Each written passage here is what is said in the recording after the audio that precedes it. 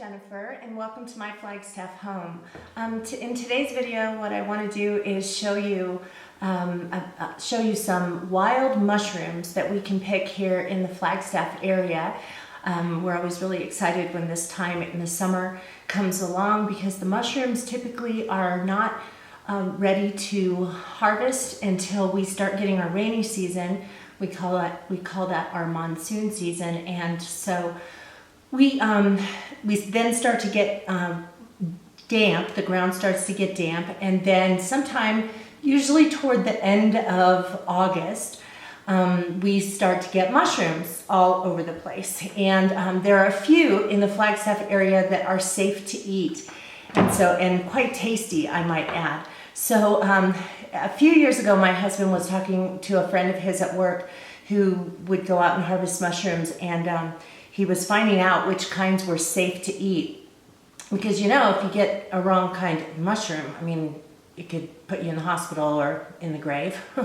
And so, in my opinion, a mushroom is not worth that. So anyway, he had gotten this description of what these mushrooms looked like and went out and picked a bag of mushrooms. And I said, we're not touching those things until you get, just get the okay from your friend that these are okay. And he takes them to work, and his friend looks at him and says, excuse me, his friend looks at him and says, yeah, those would all kill you. So, so then we finally did figure out a few of them that are safe to eat. And so of the different kinds in Flagstaff, I've heard of about 5, maybe 6 different kinds that grow in Flagstaff that are safe to eat.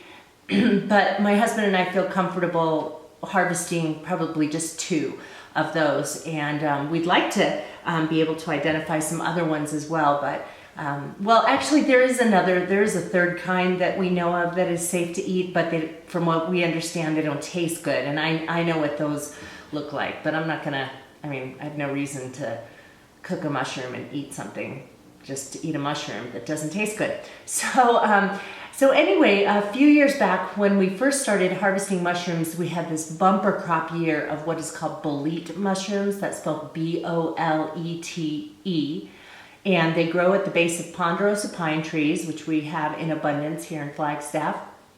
And so, so anyway, that's what we kind of started with. But then we haven't really had great numbers of boletes in the last few years. But what we have had a lot of is lobster mushrooms. And lobster mushrooms are really kind of interesting. They start as this white mushroom called a rusula. And the rusula mushroom then gets attacked by a fungus that is the lobster fungus. And when it completely turns this white mushroom orange, then just a bright orange, then it's ready to eat. Or ready to pick and cook to eat. So what I'm going to do today in this video is show you the harvest that we got. We've gotten tons of them.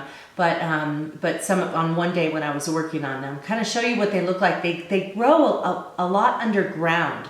So you'll just see a little bit of the lobster mushrooms sticking out from under the ground. So they're very dirty. And so you have to really spend some time cleaning them off. And so, so I'm going to show you what we harvested. I'm going to show you what they look like before we cleaned them up, what they look like afterwards, and then also how I was preserving them that day. I just want to preface this by saying that just because you're seeing the mushrooms that I'm going to show you does not mean that you should run out and pick up any orange mushroom that looks similar and eat it, because like I said before, eating a poisonous mushroom can really be bad for you. I mean, you can die or maybe end up in the hospital with liver failure or something like that. So you really don't want that. You want to make sure that any kind of mushroom that you're going to eat, that you've harvested, that you've verified with a reliable source that this is an edible mushroom. A lot of times universities will have people on their staff who are experts in mushrooms, and they can help you identify the mushrooms you find. So you just want to be really careful. But anyway, these are lobster mushrooms. And so let me go ahead and show you what they look like. And then after I show you this little video clip of the mushrooms, that I'm going to tell you what it is that I do with them. So lobster mushrooms are buried under the dirt, so when you pick them, they're really dirty and messy like this. And so I cut the ends off of them, and this is a bag. You can see my husband went out and got a whole bunch of them. And so anyway, we cut the bottoms off, and then I have to wash them with gently, and I use a toothbrush because there's lots of nooks and crannies where dirt has gotten in. And so you can see over here in the sink, I have a few that I'm getting ready to wash, and they are dirty. But they get cleaned off. And so, yeah, it just takes a little bit of doing, as you can see. It's kind of a little bit of a mess. And then over here is where I have some that I've cleaned already, and then I put them on a towel just to dry off before I either put them in the refrigerator in a Ziploc bag for the ones I'm going to use right away, or else I do some dehydrating with them, and also I chop some up and freeze them. And they freeze really well, and also when they thaw out, the texture is pretty good. We put them into other and different kinds of recipes. So here's another picture of the lobster mushrooms. They're so bright orange. And these are the ones I sliced up and I put in a dish so that I could freeze them. So you can see I'm out in my freezer now, one of my freezers, and so I've got a couple of pans where I'm freezing some, and then this was a bag that I'd already filled and frozen that I chopped up a bunch. Some of them I chop up kind of thick so that I can put them into maybe pasta or things like that, and other ones I slice really thin so that when we thaw them out we can saute them up. My husband likes to put them into omelets.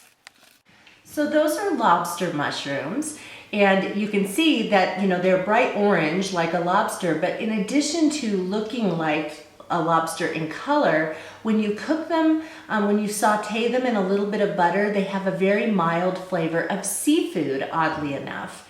And so they're really, really good to just saute up and put in things. My husband likes to slice them thin, saute them and put them in omelets. I like to chop them up in more chunky and put them into pasta dishes. Really anything that you would put a mushroom in would be appropriate for these. They have a very mild flavor. You could put them on a pizza. We even deep fried them one time. I dipped them in batter. I tried some in a flour based batter and some others in cornmeal and fried those. I wasn't terribly crazy about them fried. My husband really liked the cornmeal dipped ones, and so that was another way. Some of the mushrooms, like the bolete mushrooms that we find on occasion, are great when you dehydrate them. Boletes are in the porcini family, and so they have a really intense flavor. And so they're really good to dehydrate, and then when you rehydrate them and put them in things, they just add an amazing flavor. Well, I'm not crazy about lobster mushrooms when they're rehydrated. I just think that they're kind of rubbery, and I've just never been a big fan of lobster mushrooms. So when they're rehydrated after dehydrating them. And so I have just, I just decided that was not something that I was going to be doing. But a friend of mine shared with me that what she does with hers, with some of hers, is that she will dehydrate them and then put them in a spice grinder and grind them up into a powder, and then she uses the powder as a thickener in soups and sauces. And so I haven't tried that yet, but I did dehydrate a bunch of mushrooms this summer so that I can try that. And so I thought that would be a better option than putting cornstarch into something as a thickener. So I'm going to try that out, and hopefully that will be good. As you saw in the video, I did a lot of freezing of them because they are very dense, and I have found that when you thaw them out, they still hold a really nice texture, and so they can still hold up in whatever dish you put them in. So I hope this was helpful. Once again, I would just caution you if you're thinking you want to find wild mushrooms in your area, to find somebody who's an expert to help you identify them for sure. There are a lot of mushrooms in certain parts of the country that have edible mushrooms, but then they'll have another mushroom that looks just like them that's really deadly. And so you just want to be really, really careful about that and make sure that you've got somebody you trust who can help you identify those. But anyway, I hope you'll join me in the future on my Flagstaff home. And if you're interested in more of these videos, I would encourage you to hit that little subscribe button right there, and you'll be notified by email when I upload new content to this channel. So thanks for watching. Bye-bye.